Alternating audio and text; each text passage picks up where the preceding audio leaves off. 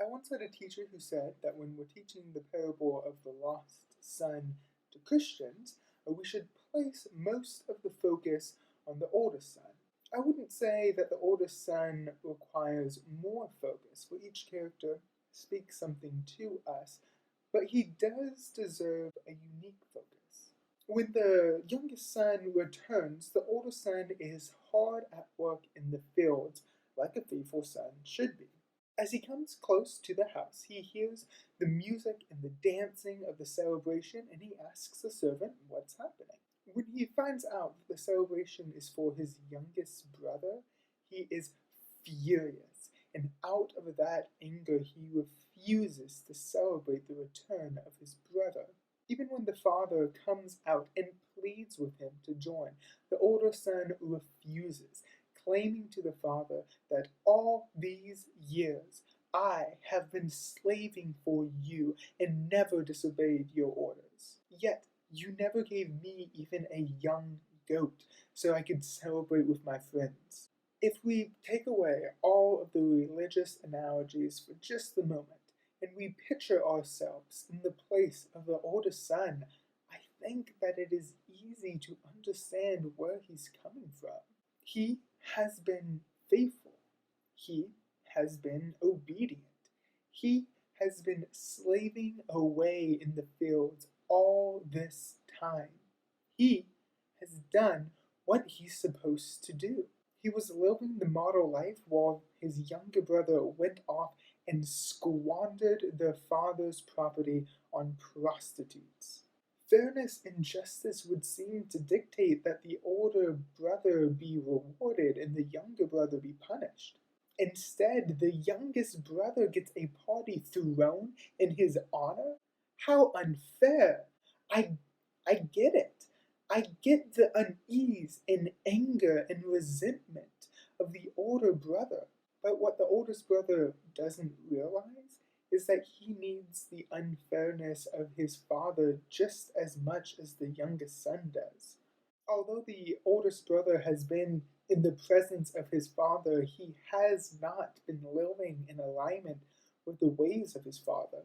For if he had been, he would be rejoicing over the return of his brother.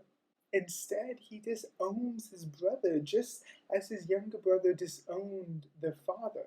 The oldest brother says to the father, "This son of yours." In his anger, he refuses to claim his brother as his own brother. He is so furious that he does all he can to keep the distance between them that the younger brother had created. The older brother is not looking for love or healing or restoration. He is only looking for himself. This parable was directed at the Pharisees and the teachers of the law who were complaining that Jesus welcomed sinners and ate with them.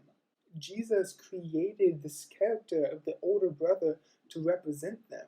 Through the parable, Jesus is saying, "Don't you see how you have strayed from the ways of God?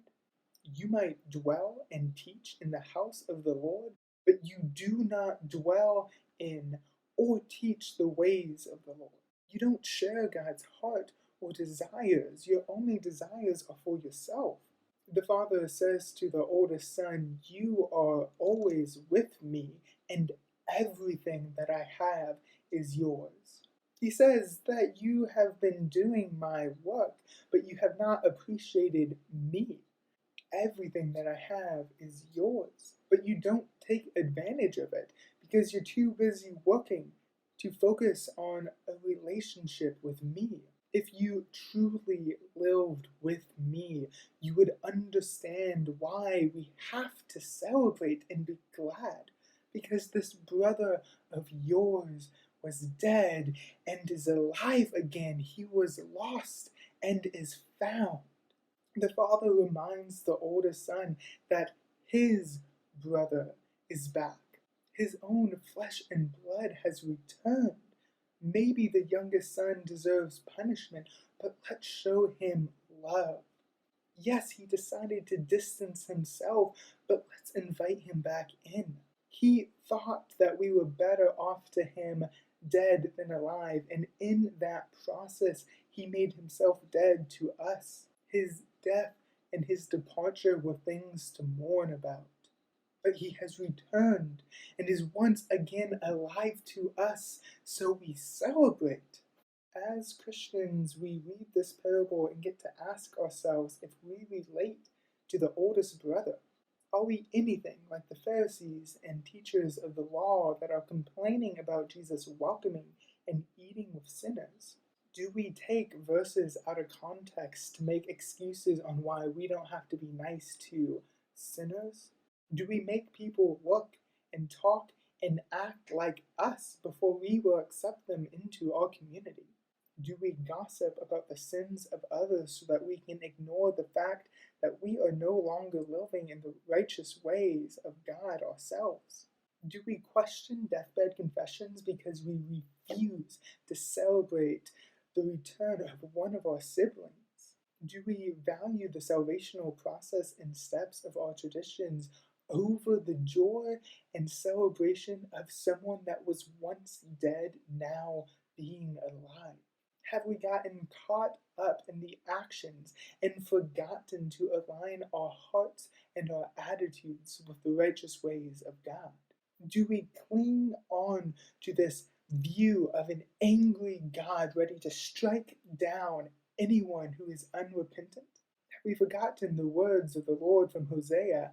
I desire mercy, not sacrifice. Or do we instead cling to the understanding of love that Christ laid down his life for us and we ought to lay down our lives for others? I know I just threw a lot of questions at you all at once. Don't worry about trying to think about all of them. If one or two of them popped out at you, then think about those. If none of them struck you, hopefully they got you thinking about situations in your own life. But all of those questions can be summed up into one big question. Will you stay outside in the fields with the oldest brother and Pharisees? Or will you come inside and join the celebration with your brother and your father?